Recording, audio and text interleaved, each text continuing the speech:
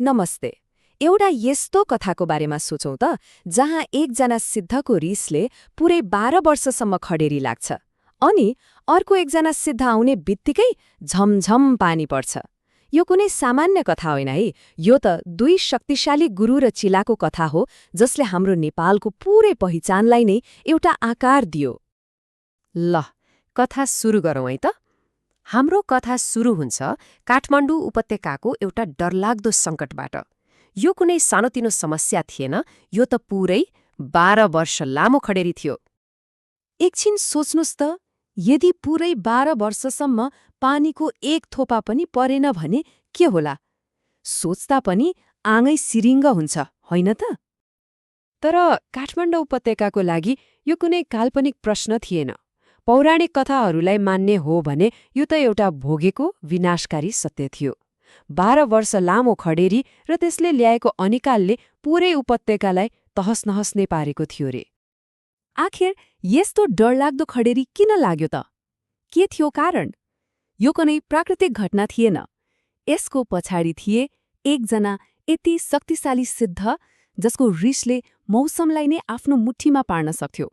उहाँ हुनुहुन्थ्यो गुरु गोरखनाथ। कथाले के भन्छ भने उपत्यकाका मानिसहरूले आफूलाई खासै सम्मान गरेनन् भनेर गोरखनाथलाई रिस उठेछ अनि आफ्नो योग शक्तिले पानी पार्ने 9वटै नाग देवताहरूलाई समातेर आफू बसेको आसनमुनि थुनिदिनु भएछ।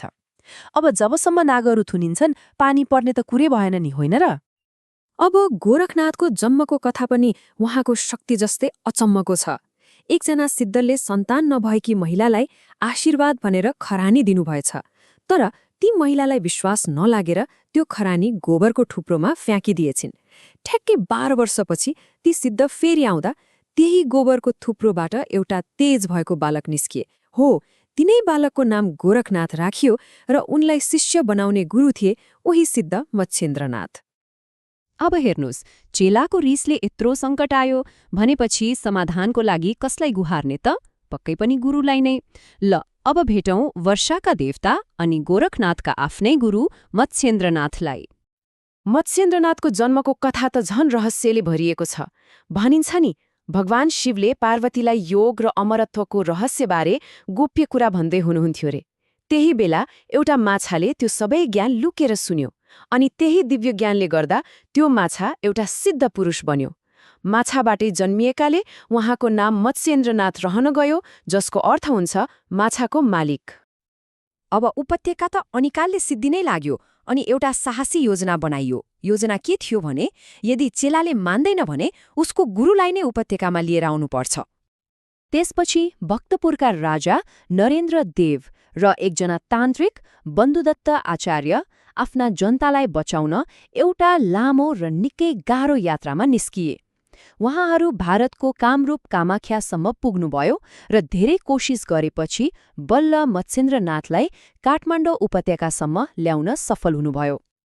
अनि त्यो घडी आयो जसले सबै कुरा बदलिदियो। जब गोरखनाथले आफ्ना गुरु मत्स्येन्द्रनाथलाई देखे, उनी सम्मान प्रकट गर्न आफ्नो आसनबाट जुरुक्क उठे। गोरखनाथ उठ्ने बित्तिकै के भयो होला? उहाँको आसनमुनि थुनिएका 9वटै नागहरू स्वतन्त्र भए अनि तुरुन्तै आकाशमा कालो बादल मडारियो, मुसलधारे पानी पर्न थाल्यो र त्यो 12 वर्ष लामो खडेरी समाप्त भयो। बल्ल उपत्यकाले फेरि सास फेर्न पायो। खडेरी त सकियो, तर कथा यहाँ सकिएको छैन। यो एउटै घटनाले नेपालमा यस्तो गहिरो छाप छोड्यो, यस्तो विरासत बनायो जुन आज पनि हाम्रो संस्कृति र पहिचानमा जिउँदो छ। मत्स्येन्द्रनाथको सबैभन्दा रमाइलो कुरा के हो भने उहाँको दोहोरो पहिचान छ। उहाँ हिन्दू र बौद्ध दुवै धर्मका साझा देवता हुनुहुन्छ। हिन्दूहरूले उहाँलाई शिव वा विष्णुको अवतार भनेर मान्छन् भने बौद्धमार्गीहरूले उहाँलाई दयाका बोधिसत्व, अवलोकितेश्वर वा करुणामय भनेर पूजा गर्छन्। यो त हाम्रो नेपालको धार्मिक सद्भावको कति राम्रो उदाहरण हो, होइन त?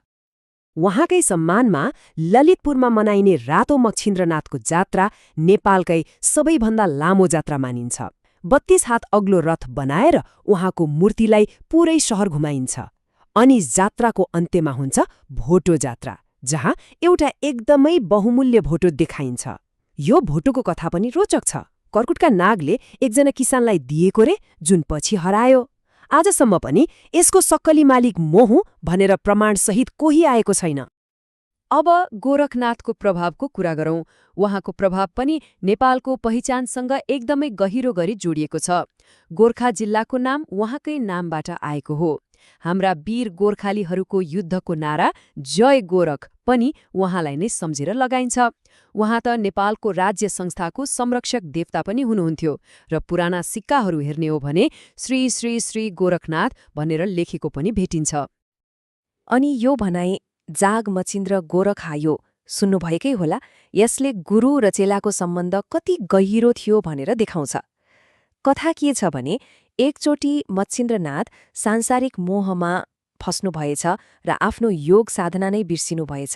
त्यति बेला गोरखनाथले भेष बदलेर यही कुरा भनेर आफ्ना गुरुलाई त्यो मोहबाट बिउझाएका थिए।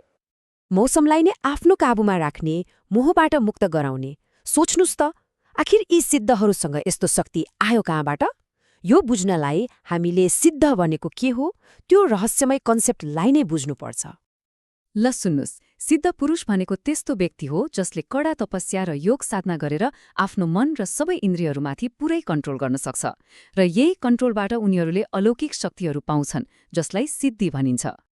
सिद्धहरूले पाउने 8 मुख्य सिद्धिहरू वा शक्तिहरू यस्ता छन्, जस्तै कि एटम जस्तै सानो बन्न सक्ने वा पहाड जत्रै ठूलो बन्न सक्ने, हावा जस्तै हलुका हुने वा सबै प्राणीलाई आफ्नो वशमा पार्ने।